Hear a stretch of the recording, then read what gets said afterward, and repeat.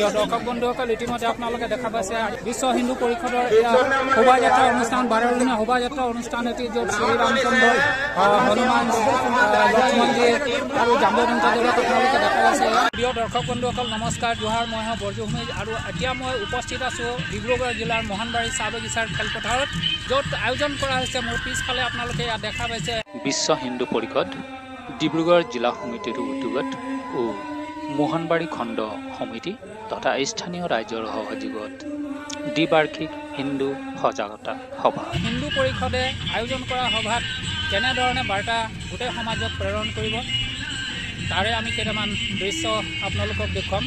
এই ভিডিঅ'টো চাব বুলি অনুৰোধ কৰিলোঁ। তেন্তে আহক আগলৈ আগবাঢ়ো। ধন্যবাদ। প্ৰিয় দৰ্শক বন্ধুসকল, কাৰ্যক্ৰমণিকা অনুসৰি পুৱা 8 বজাত বিশ্ব হিন্দু পৰিষদৰ ধৰ্মধ্বজা উত্তোলন কৰা হয়।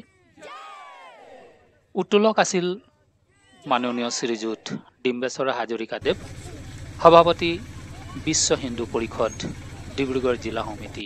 বিশ্ব হিন্দু পৰিষদৰ ধৰ্মধ্বজা উত্তোলন কৰাৰ পিছতেই তেখেতে নিজৰ বহুমূলীয়া ভাষণত হিন্দু সমাজক কেনেকৈ একত্ৰিত কৰিব পাৰি, সমাজখনত কেনেকৈ ভাতৃত্বৰ ভাৱ চিৰদিনৰ বাবে জগাই তুলিব পাৰি আৰু হিন্দু সমাজৰ যিবিলাক ৰীতি নীতি আছে সেইবিলাক কেনেকৈ সুৰক্ষা কৰিব পাৰি তাৰ বিষয়ে তেখেতে চমুকৈ ব্যাখ্যা দাঙি ধৰে।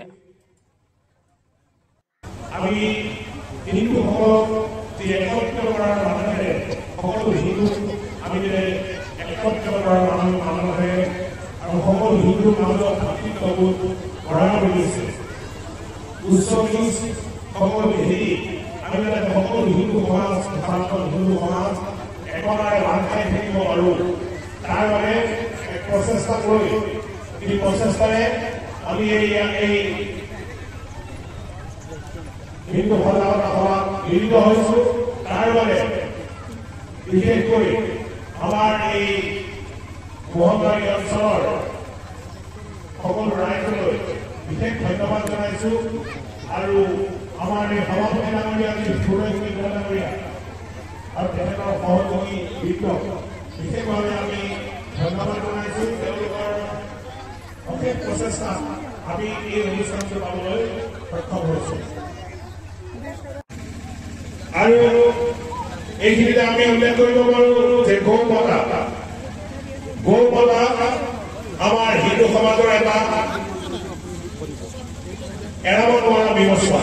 অৰ্থাৎ আমি গৌমাতা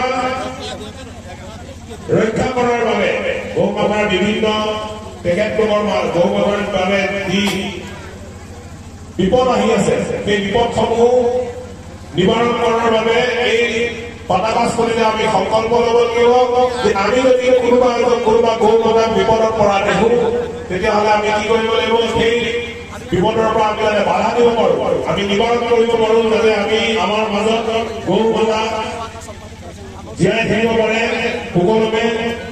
সেই উদ্দেশ্যে আমি ইয়াতে ফল ল'ব লাগিব যে আমি গৌমাতাৰ ৰক্ষাৰ বাবে আমি চেষ্টা কৰিব লাগিব।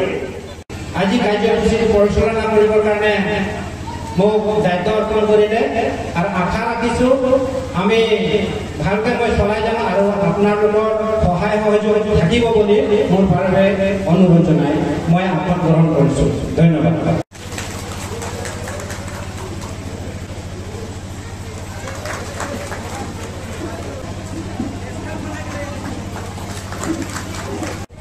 আমাৰ দুআষাৰ মন্তব্য ৰাখিবৰ কাৰণে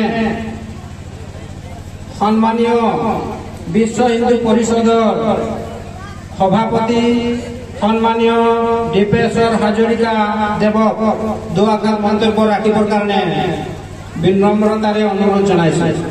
জয় শ্ৰীৰাম। আমি বিভিন্ন দিশ আমি ইয়াত চালি জাৰি চাই কিদৰে আমি আগবাঢ়িব লাগিব, হিন্দুক সজাগ কৰিব লাগিব সেই বিষয়ে এই সভাত আলোচনা কৰা হ'ব।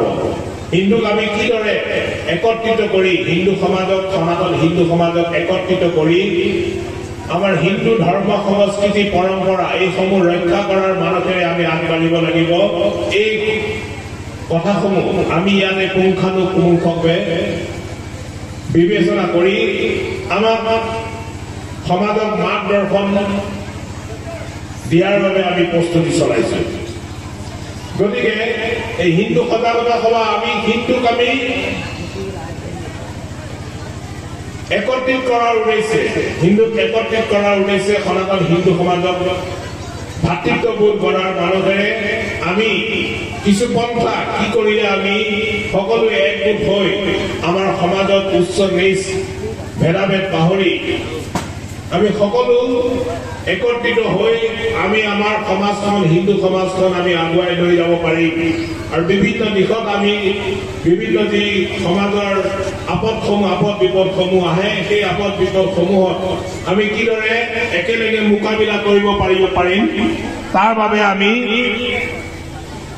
কিছু প্ৰস্তুতি চলাৰ ব্যৱস্থা আমি কৰিব লাগে।